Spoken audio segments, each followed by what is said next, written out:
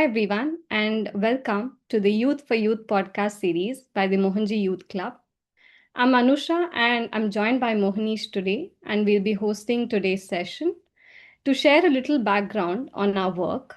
Through our MYC Crisis Management Project, we have been offering free disaster preparedness and awareness training to communities globally, especially focusing on kids, teens, youth groups, and underprivileged communities. Our key areas of work include natural crisis, man-made crisis, and mental health crisis. And we started this project about 10 months ago. And as we progressed, we noticed that while many programs focus on disaster preparedness training, they often overlook something very critical: how people remain calm before, during, and after crisis, and support each other emotionally during and after a crisis. So we began to approach our work in three ways. First is training, second is expression, and third is emotional resilience, covering it in a more holistic way. And from this, we developed a few key initiatives. The first one being You Lead, which focuses on disaster preparedness and awareness training for educational institutions or communities. Second is Stability and Survival Stories, a platform that allows individuals to express any kind of crisis that they have experienced and how they've overcome it through creative art or any form of non-violent expression. And the third being Mauna, a weekly meetup, both online or offline, that helps individuals come together, connect in silence, release fear, detox the mind, and eventually respond with greater calm and clarity. And a few days ago, we had conducted a session on heat waves for children and underprivileged communities. We spoke about the risks that felt immediate, but still somewhat distant. Soon after, those very conditions became a reality for millions in India. As the crisis intensifies in both frequency and unpredictability, it makes conversations like these even more critical and brings us to our guest of today, Ayooluwa Fọlakunmi Ogunsola, who is actively working in this space. I would request Mohanish to say a few more words about our guest. So today we have with us Ayooluwa Fọlakunmi Ogunsola. He is a 26-year-old Nigerian climate activist and innovator who has made it his mission to put young people at the center of Africa's sustainable story. He is the founder of African Climate Change Movement, a pan-African initiative now active in over 20 countries, and he is also a Global Youth Coalition champ. He holds a first-class degree in geography and environmental management from Tai Solarin University of Education and is also a certified climate smart agriculture expert and ESG analyst. His work sits at the intersection of technology, grassroots mobilization, and climate resilience. He has trained over 3,800 young people across more than 20 countries. He has spoken at the UN Climate Conference COP27, the African Climate Conference, and served as a panelist at the G20Y20 Summit. He has been featured on local and international media and is a proud member of Forbes Black Excellence Community. Ayooluwa is a living proof that youth-led change is not just a future ambition, it's happening right now. On behalf of MYC Crisis Management, I welcome you, Ayo. Thank you very much. All right. To start off, Ayo, many teenagers at the age of 17 are figuring out what to do, but at that age, you were already launching movements for climate crisis. What did you see or experience at that age that made you act? And, this first movement actually came together with no resources. So we would like to hear from you more about this. All right. So what made me at 17-year-old start a climate movement on campus was I heard about the word climate change in university, and like everybody else, I got most, or like most people, I got inquisitive, and I just decided to check what exactly is this, and I got maybe too inquisitive. I started reading all the books in the library, started leaving basketball practice, and started going, instead of going to the gym, I would go to the library, watch all the YouTube videos I could find. And somehow I just realized this was a big problem. This is literally one of the issues that could affect humanity, right? Or create extinction of not just the human race, of what we understand as life. And because I also cared about myself, my family, the people around me, it was a conversation of, from a conversation of care and from a conversation of love for people and the things that life produces, that made me say, we need to do something about this. I didn't understand what to do. I didn't know what to do, but I just knew if I could just tell all the other people around me, then I would be doing something, right? And then I started to educate or tell everybody I could tell about it. And we created a community on campus.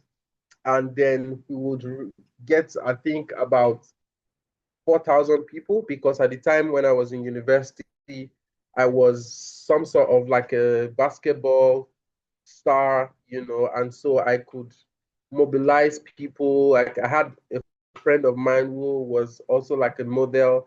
I brought her, talk to her about this. This is a really big issue. We need to talk about it, inform people. We we just did it without necessarily understanding how much what structure meant. It was just from a place of care and concern, and um, that was how we just mobilized with from the place that we were, which was me being a basketball star in school, my friend being a model, some of our other friends being skaters. We just wanted to do something and say something about the issue.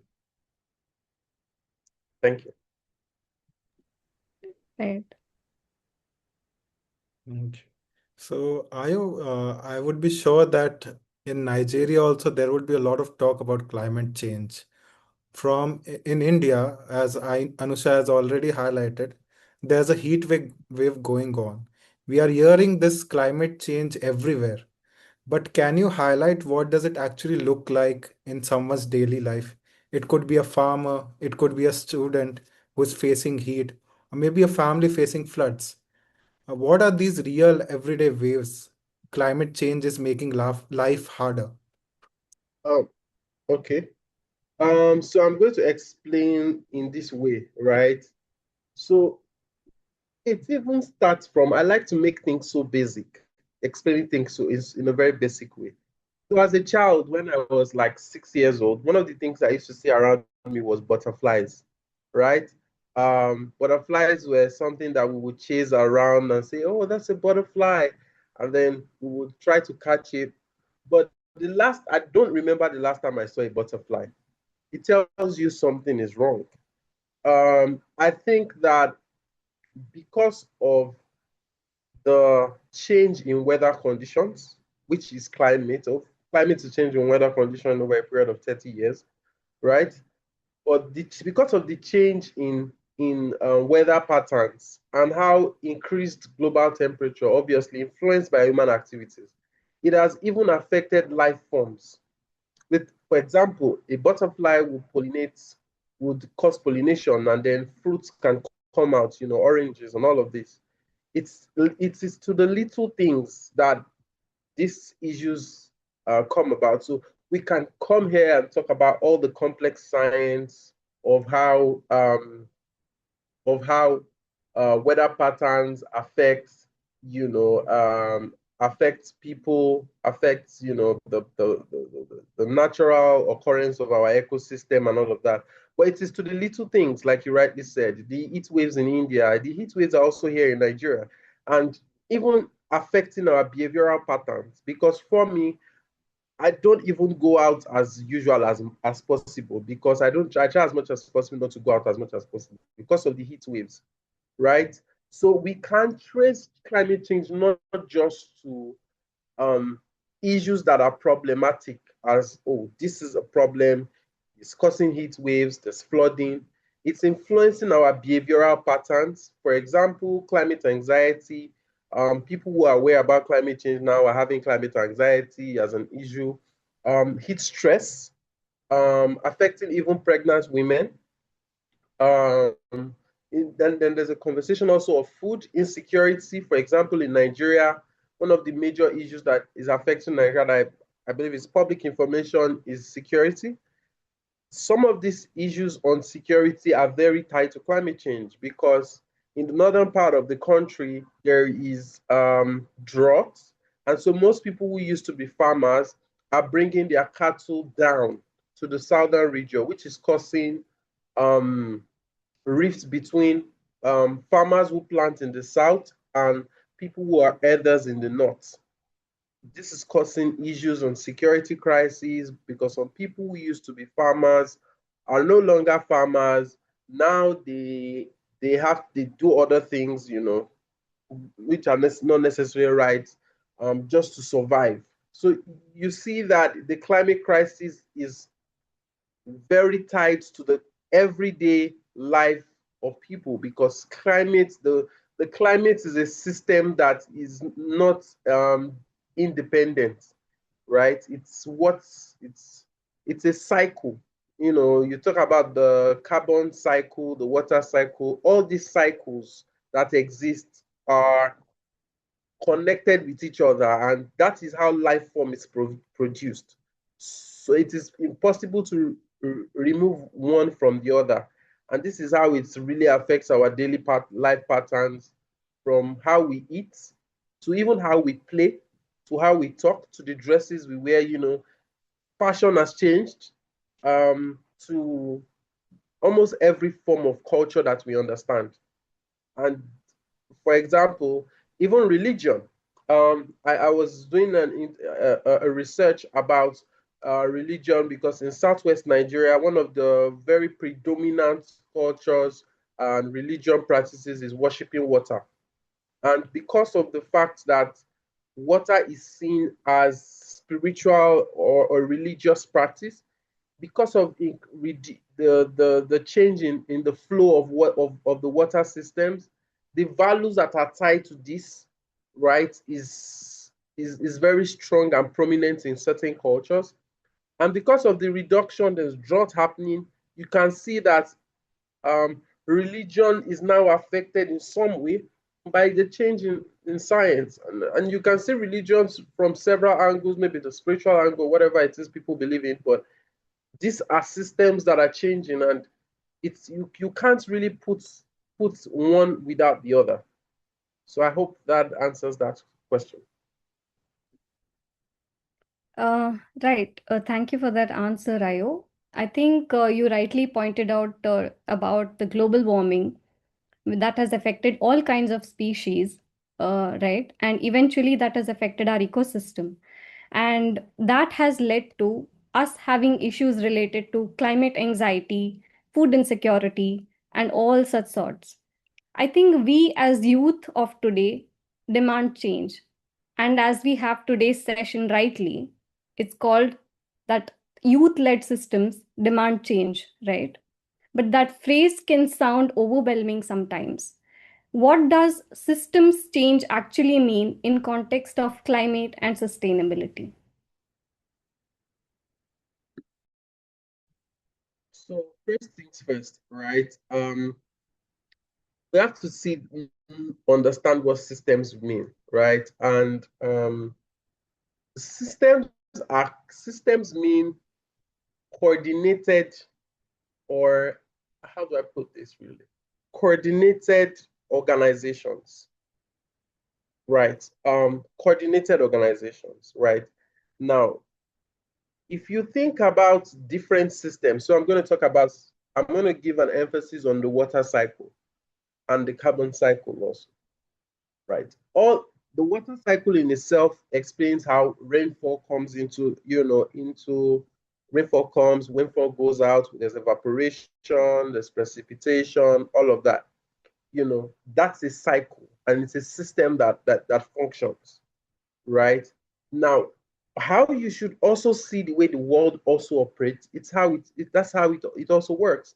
If, for example, in an organization, you have, let's say, the head of the organization, there are board members, there are people who are staffs, all these different people are part of a system. And you cannot solve the problem from the angle of, oh, someone is a bad staff, so it does affect the entire organization. But the way to see it is not just from one angle. The way to see it is as a systemic issue. And for me, how I see the way that the world operates is through this systemic ideologies. And as young people, we need to open our minds to this, whether from the scientific perspective or from the sociocultural perspective, which is in politics and whatever way that we want to see it. So for me, one of the things that I believe in is coordinated organization. And this is some of the things that we're already doing, even us just being here. It means that all of us with similar ideologies come together in a systemic way with structure, not necessarily hierarchical, but I believe in a non-hierarchical structure, or a system that has coordinated efforts that then connects people together to create change. Because each person, let's say Mohanji, for example, is a person that has ideologies. Each person has ideologies, but we have areas where we connect with each other. And so but the coordinated approach is how I see it. And this is one of the reasons why we even started the platform that we created, which is how that we are coordinating people across Africa through technology, a technology system like a barrier, not a barrier, a technology platform that breaks the barrier of language, breaks the barrier of location, to be able to create systemic solutions to the climate crisis. This is exactly how I see it, that each individual is an organization, or each individual is a part of a thing. Like, for example, the industry, the current system of the world, one of the things we actively use is capitalism. It's capitalism. And if you're going to change how that approach works, you need to see it from an angle of coordinated efforts, because capitalism is what drives even the fossil fuel industry, if you really think about it that way. And so it's only coordinated efforts, coordinated, planned efforts that can change capitalism, which is the drive for profit, which causes all these things that happen. So this is collective power is the solution to how we solve it as young people. We need to see it beyond just individualistic approach to a more community approach. Thank you.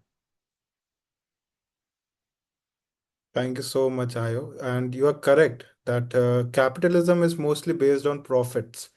And but there are some mechanisms to check these profits and these companies, like the ESG framework. And you are also an ESG analyst. So can you explain to us what does ESG mean, and how does this mechanism keeps a check on companies? So ESG. So very early in my journey in learning about climate change, I started activism very early. I was on the streets, which I still do. But I realized very fast that certain systems cannot be changed without information, without understanding perspectives. So what I did was I understood that this was a problem. Climate change is a problem, usually influenced by the fossil fuel industry, by people who eat animals and all of that. I understood that. But I also understood that The system the world operates on is based on capitalism, which is the driver of all of this. And so I said, you know what, let me understand capitalism to the best I can so I can approach this issue from a balanced perspective where I don't say nobody should work anymore. How do we solve this issue from where we are at now? So I started learning ESG because that was the best way for me to say I can approach this. So it's called ESG, it's called environmental social governance. Now, I realized that some businesses actually wanted to change. And that is why they were using this approach. But some were using it wrongly because they wanted to seem like they were doing the good things. So ESG is essentially explaining the way that a business operates from the environmental angle. How exactly does your business, let's say you own a coffee shop, how exactly does your business, your coffee shop, affect the environment? Which is whether the cocoa that you got in from the farm, did you use fertilizers that affected biodiversity, which was maybe the butterflies that I've referenced earlier. Now, that's the environmental angle. How does your business, the location where you are, is your coffee shop emitting gases into the atmosphere? Is it affecting water bodies? All of this is the environmental angle. The social angle, how does it affect people? The people you are bringing into your workplace, the people you are employing, are you paying them well enough to be able to take care of their families? Are they being treated right? Are their human rights respected as people? Are you someone, does your business portray what it means to be human, to show love and care in the real sense? And the governance angle is how do you manage people from the angle of data privacy, that is your customers in your coffee shop. Some people have like a directory every morning or every Saturday. Mohanji visits this particular coffee shop. He has a particular type of coffee that he takes, and then his data is there. Oh, Mohanji at 4:50, Mohanji always visits this coffee shop. How do you manage that data and respect Mohanji as a person? How do you ensure that corruption is not happening within the organization? Right? How are you making decisions that doesn't affect all this? All of this is what is called ESG. And so one of the reasons why this happened or why ESG came into being was also because investors wanted to invest in the right things. Because everybody, there are people that want to do good things, right? So investors wanted to invest in the right things. So they started to think about it from the angle of, oh, I want to invest in a business in India that helps people. That prioritizes the planet, right? And at the same time that makes profit, which is why that framework was created. And it is always publicly listed so that people like myself and yourself can make them accountable. And this is the structure and this is the ideology through which we can hold businesses accountable, because businesses make profits and they are the framework through which capitalism operates. So if we're going to really make capitalism work, at least in a way, explain it in a way really, it's through this system of you want investments, you want support for this business, it has to be ethically sound. This is exactly what ESG is all about. Right. As you mentioned that, for a business, we need to see how it affects an environment. You gave an example of the coffee shop, and it affects the water bodies. How does it affect that? How does it affect people? And are the human rights violated or not? Is the data protected or not? No corruption and all those things. So I feel like this points to a larger question. We often hear big companies describe themselves as green or responsible, right? And how can we thoughtfully look at those claims? And can young people, students, or community members use ESG as a way to ask questions, engage, or encourage more responsible practices? And if so, where does it begin? So first things first, I love this question so much because it applies to me. This was a question that I think every young person should be asking, right? So one of why I think that ESG is important is because it is a way to hold people accountable, right? The way to see it is from the angle of business. Now, the reason why businesses operate is because they want to make profits. At least most businesses. Now, for business to occur, there needs to be capital, right? And someone has to provide that capital, whether the business owner or friends and family or investors. Now, how to see it is tracing the money.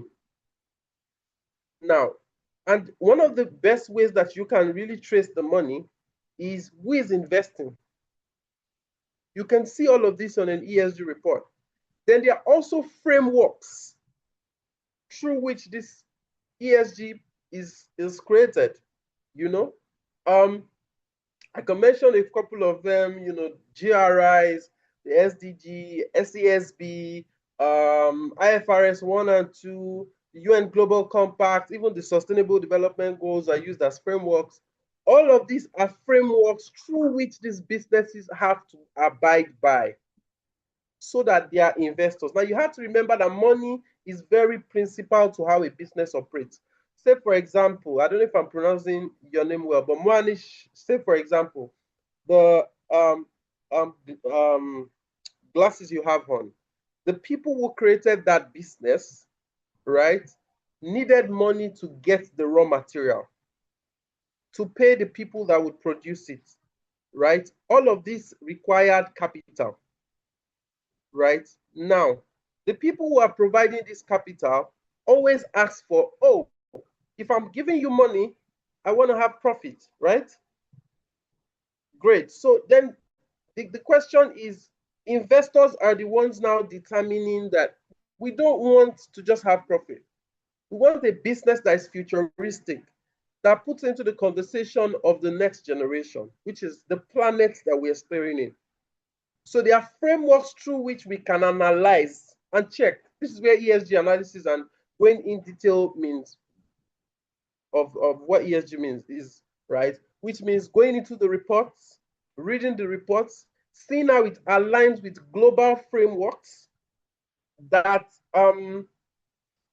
are available publicly, and seeing, interpreting the data that is available on report. The problem is a lot of us may not necessarily check these reports because they know a lot of young people don't really read reports because it's like, oh, boring stuff, right? So it is in this report that this information is. It is very detailed. Now, some of these companies, in like you rightly said, Anisha, is some of these companies say they are green and they are not. How do you find out? It is by reading the reports.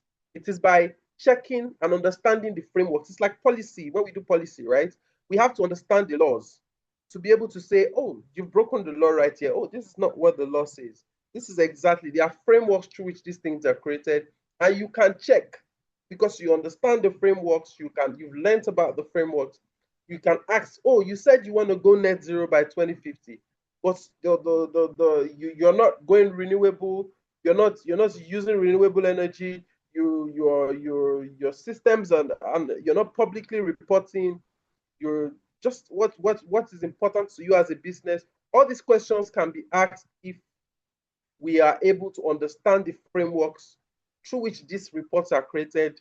We can publicly ask questions, obviously, through social media, in person, at conferences, bring up these conversations. In fact, this is one of the best ways that we can create change or activism in the real sense, through understanding them and saying, no, you said that you are green. That's not true. Based on the frameworks that you have said, that you've even publicly put out for investors, this is not true. In this community, you said you did this in this community. this is the community at 2 p.m. yesterday. There's no renewable energy situation going on, but you said you did this. Just, it's the data is present. This is exactly how we can question it. Thank you. I just want to ask because I've also seen these ESG reports. These are very bulky documents. So going through one company's report would be like it's very difficult for a person who has no technical knowledge, technical background through this. So what uh, what could be a different are there some tools that are available, or how can a person who has no background related to this technical stuff figure out about these companies? Also, I would just want to ask the audience if they have any questions, they can either raise the hand or type it in the chat. Yeah, yeah. So that question, Manish, is also a question I also struggle with, because essentially what this question is I'm a young person, I'm probably 19. This ESG reports are about sometimes, God knows how many pages, and they use a lot of lingua that I do not understand. Oh, what is this? What is materiality? Oh. But the truth is, for you to have accurate information, we need to learn. How do we get this learning? Is the conversation. How do we get access to be trained technically? For me, I am going to be honest with you, I got lucky. I'm being very honest with you. I could come here and give you a fancy say, oh, you know what, go do this, go do this, but that's not true. And I like we young people here. It's not true if I say, oh, you can go watch on YouTube. Oh.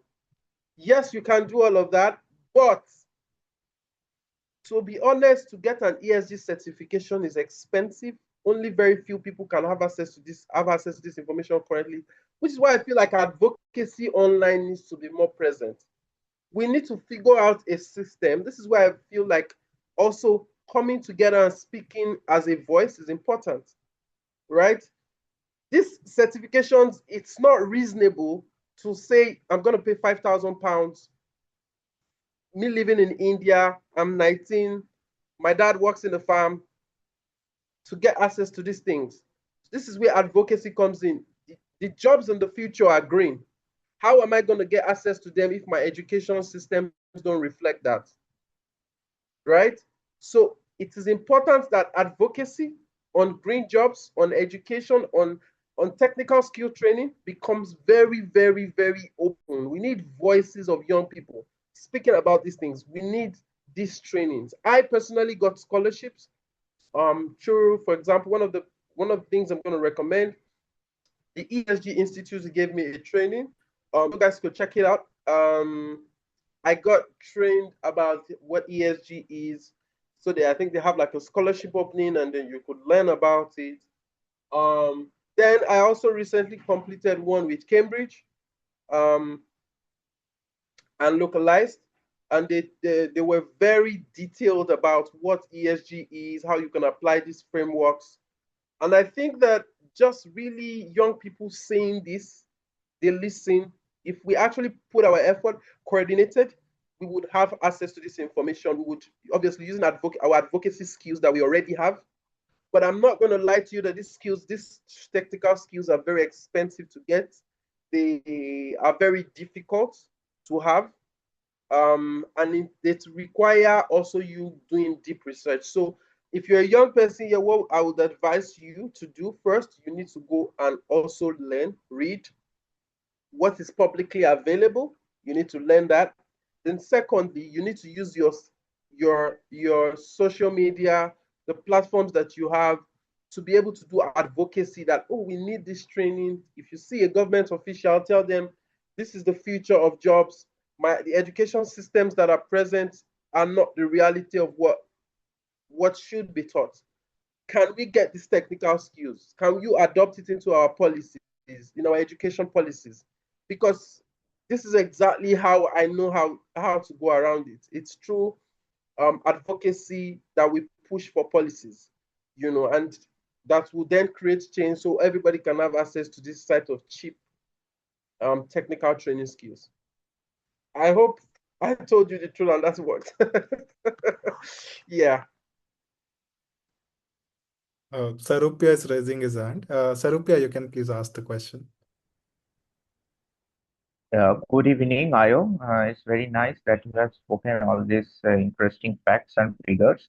So I just wanted to ask you a question that what kind of education would you like in your like as per you, what kind of education or education model must be there to teach young people, not to teach, but rather ignite their minds to be more climate conscious and climate protective? So what kind of education can in schools can we give to them?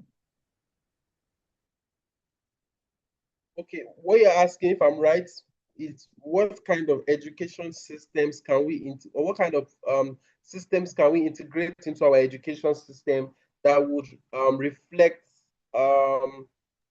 change making? Is that what you're saying? Yeah, exactly. That could ignite the minds of youth, and so that they can become more climate conscious and more people like you can come out from the in the next 10 years.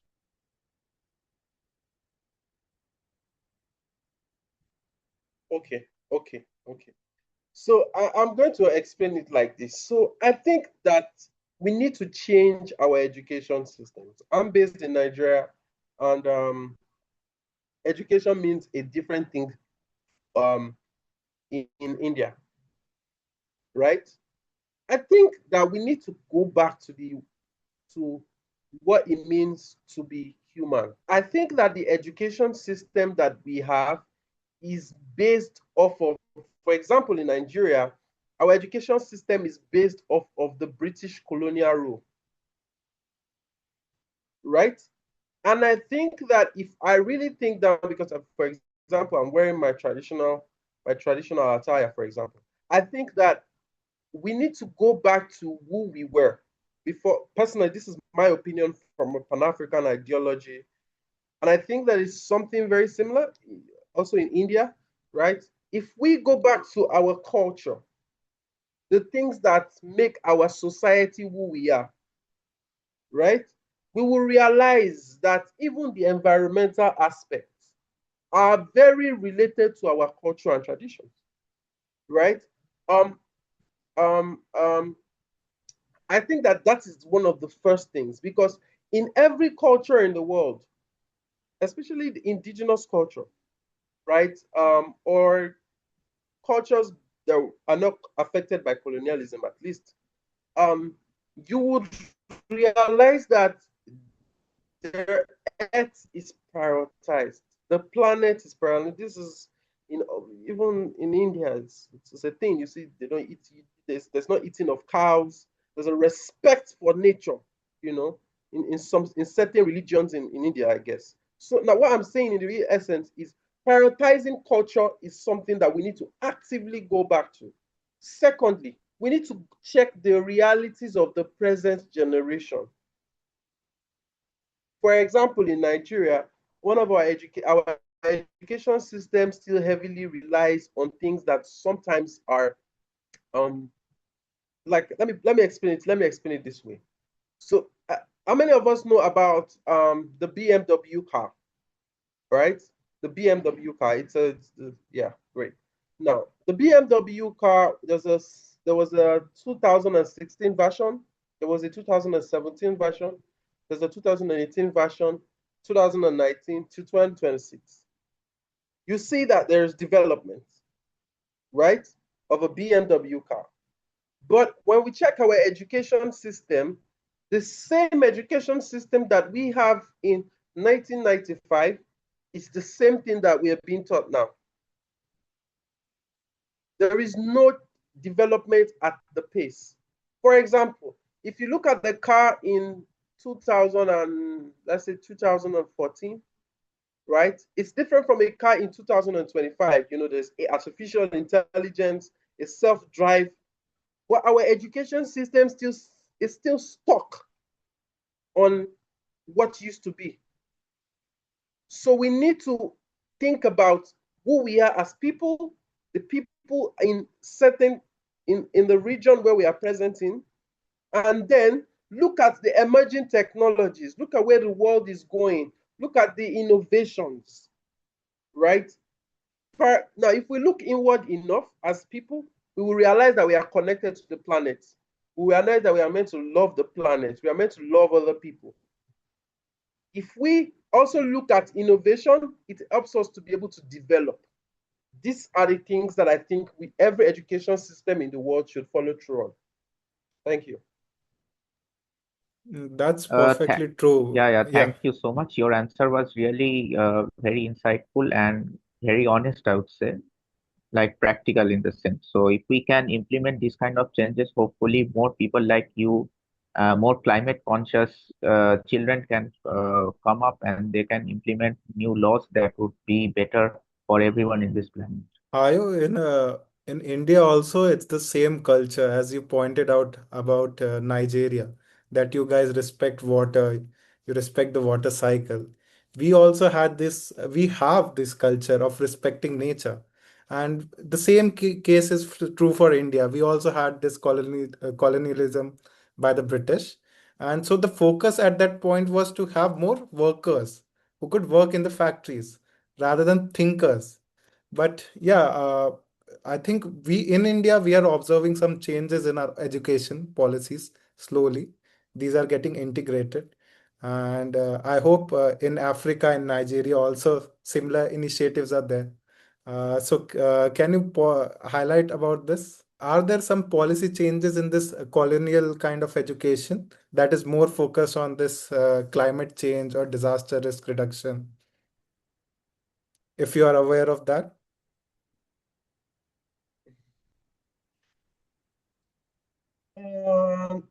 So our education system. So I'll talk about Nigeria as a case study.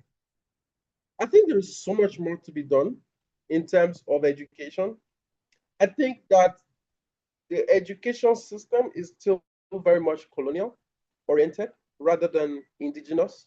Um, and I say that, for example, when I was growing up, in the school I went to, very proper Baptist. I don't know if it's a Christian school, Baptist school, and this is very tied to colonialism and all of that. I personally still practice Christianity, but that these things are very um, tied to colonialism, right? And in this school is one of the best schools in the state.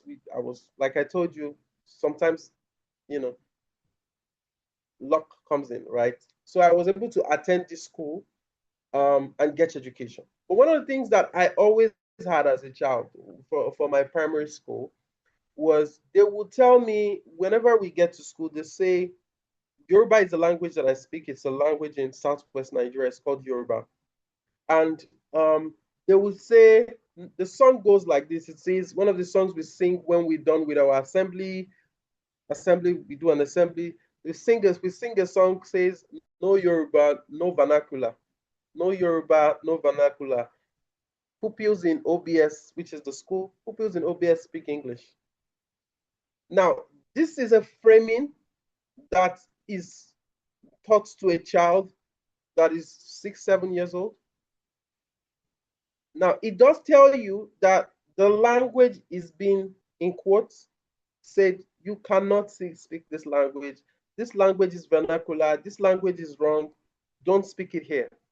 Now, I'm not disputing the need to be able to speak fluent English. Like, they want you to learn and be able to have like a global mindset. I get that. But the truth is that if we do not understand the language, how do we understand the culture? Now, in terms of policies, I think that, in my opinion, I think the policies are even getting worse. Because by the time I was in secondary school, I didn't even learn Yoruba for my West African exam or for my final exams. I could say I wasn't going to do it, right? Now, it tells you that the culture is lost and the people are confused because the realities that are present in the real country is There are people who speak Yoruba, but the people that are getting educated are people who don't speak Yoruba or don't even understand culture. And people who don't understand the culture, who are educated, are the ones who get leadership positions, because this is how the world works.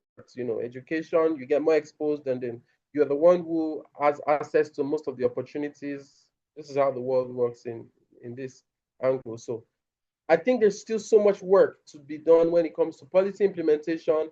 I personally do not think that there's been so much development in terms of education, generally, in my opinion.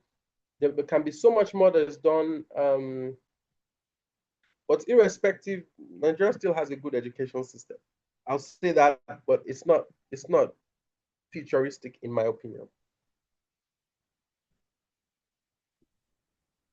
All right. I think we have one more question from our audience, Ayo.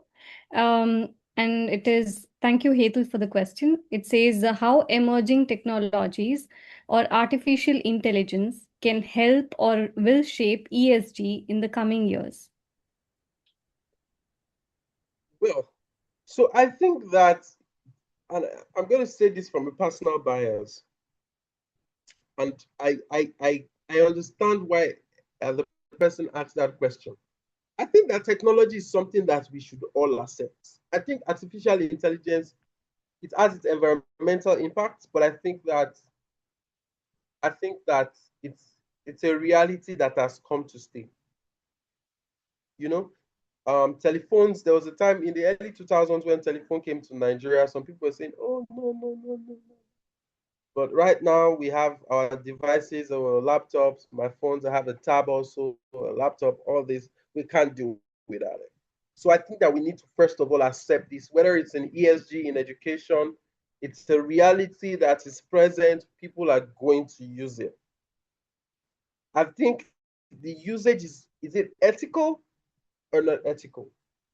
Now, I believe very strongly that artificial intelligence is going to help shape how we track whether a report is greenwashed or it is transparent. What do I mean? As an ESG analyst, when I read a report, I try as much as possible to see what is this organization saying. What are the things that are important and material to them? Materiality in this sense would mean what are the things that your focus are on? And I think that artificial intelligence has a very huge role to play in my job in the next, God knows, 6 months. Who knows what how artificial intelligence is what it's gonna do in the real sense, right? This is the reality, because humans are humans. We are limited in certain areas that computers can do better at, but there's still a role for humans. I'm not disputing that. So I think that this is some way that artificial intelligence can help to spot greenwashing. It can help in data reporting, to analyze data. And I think that it can also be help in even writing reports. There's just so much that it can help with, even in terms of prediction of risk assessment, risk management. And I think that using this data and using it to analyze it, it can help to make businesses be able to predict the risk that can happen. For example, like I said, a coffee business can, if they do a proper ESG report, using let's say the IFRS 1 and 2, they can realize risk management. They can do risk management, obviously, through CCFD, which is like for climate risk. They can somehow be able to predict the risk that, oh, cocoa is going to get expensive, let's say in the next 1 year, 2 years. And then that way they can say, oh, how about we plant more cocoa now, because the impacts of climate change are probably going to affect rainfall, are going to, make prices of cocoa go expensive. So they can, as a business, can plan for that, right? And manage that risk. So I feel like artificial intelligence can help aid this process, or is even already helping to aid, or to reduce risk management, whether in business or even in governance in the real sense. I hope that helps. Yes, definitely. I think that helps. And speaking from that, you've mentioned for the previous question that speaking as a youth voice is important, the youth advocacy is required. And as versions of car keeps changing, as you've mentioned, so does education require change too, right? And I feel like it would be smart to use AI that can definitely help analyze data at a much faster rate, right? And that's where the next question comes, wherein you've built around you've built network in around 20 plus nations, and you're creating a platform to connect sustainability partnerships. So for a young mind who is listening to this, is there a specific type of solution related to climate that we can use with technology and create so that it helps the upcoming generation? Is there a specific kind of technology that we can use to help to help the next generation? Let me put this way. Mm-hmm. One of the things that we as young people should take advantage of is technology and artificial intelligence, right? Because in the real sense, and this is who I am. I'm sorry, I'm gonna be blunt about it, you know. I'm gonna be blunt about it. I'm gonna say it how it is. You may not have access to the rooms. You may not, realistically, we are advocating to be in these rooms, but we may not have access to the rooms. But what makes us be relevant is technology, because they can't use the technology the way you can use the technology most of the time. And I hope you understand what I mean when I say they can't, because we are young people, right? So now, what I'm saying in the real sense, there are particular kind of people are creating, and you should also create, right? People are creating, young people are creating, and you also need to create. For me, one of the things that I did is I'm trying to create a platform where people across the continent can create partnerships. Now, I know one thing for sure. If I get 50 African countries, if I have influence in 50 African countries, and I have over, let's say, 800 to 1,000 organizations, or say 2,000 organizations on the platform, if we decide that we want to advocate for green jobs or technical skill training, now think about this. There are 3,000 organizations on the platform from, let's say, 54 African countries. I'm just giving an example. And each organization, like I said, is a system. Each organization has, let's say, 20 people. The advocacy that we would create will be bigger than the advocacy of just Ayo with his placard on Instagram. This is the power of technology to connect us together. In quotes, the global village, right? So what I'm saying in the real sense is we all need to use this technology. We can't shy away from just using it for fun. I love fun. Trust me, on a good day, I'm on TikTok also, like everybody else, right? But we all need to create and connect with each other, create that partnership. The level of us being connected in the past 10 years has never been like that in the world. The fact that I in Nigeria can have a conversation with you in India at this level, that we're having a conversation at this particular time, is one of the biggest blessings of our generation. And it has never been like that in the past 30, 40 years. It's a new system that is, so we need to take advantage of it now for good. If not, the bad guys are coming and they wouldn't use it well. Yeah. Right. I think, yes, definitely it's a new system, and we definitely need to focus on creating more technology-oriented solutions and partnerships in this area. Thank you, Ayo, for your insights on climate issues, on ESG, how it can be used, and also answering our audience. I'd like to ask if there are any more questions from our audience. All right. I'm assuming there are no questions and everybody has understood everything clearly. I'd like to, ask Mohanish if he has any further thing to share. I would just like to thank Ayo for joining us today and sharing his insights. It was really practical and yeah, it was really amazing. And we are really inspired by you, actually. The way you got scholarships and how you prepared yourself to for this very important cause. We also had a background, none of us had a very strong background related to disaster preparedness or crisis management related things. We also were a team of 5 people when we started around 10 months back.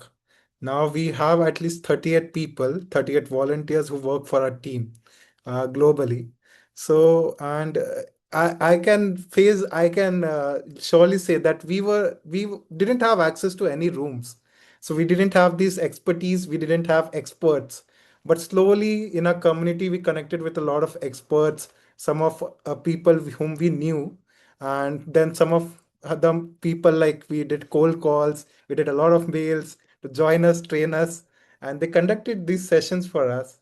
And we this was actually, but when we put efforts, these are really recognized by the organizations. So now it was actually we had a meeting with in after 3 or 4 months, we had a meeting with India's National Disaster Management Authority. They were really impressed that youth is leading these kind of changes. So they provided us with resources, and slowly different organizations like you decided to help us today. Through my, yeah, we connected. Different organizations have connected, different resources have been shared, and that has helped us spread our movement also. We have started training children also, and as Anusha has pointed out, many sessions for youth and children, and also we also focus on mental resilience also now with the help of psychologists, psychotherapists. So we are trying to make it a comprehensive framework so that anyone is so that people are more interested. And yeah, so I would really like to have collaborative efforts with IO also later, because what we are focusing now is, because these are really bulky documents. As you said, these are very boring topics. The changes we want to make it has to be fun, it has to be interactive, because when we conduct these kind of sessions at schools, only difference that they have from a subject matter expert is that we make it fun. So we do role plays, we do a lot of animation videos that were provided by NDMA or COPE. So these are the only, so these are actually, this is also one thing I would like to point out. The subject matter experts don't understand these kind of ways that it has to be made interactive fun. They may give a lecture and go, but we are trying to slowly change that one step at a time. So thank you so much for sharing your knowledge, and Ayo, and I also saw many reels on your Instagram that you also are trying to make it fun. So thank you so much for joining. All right. Thank you once again for your time. And we wish you the very best from the whole team of MYC. I'm sure our audience also felt motivated to take up more opportunities in this area, especially the climate risks and all that.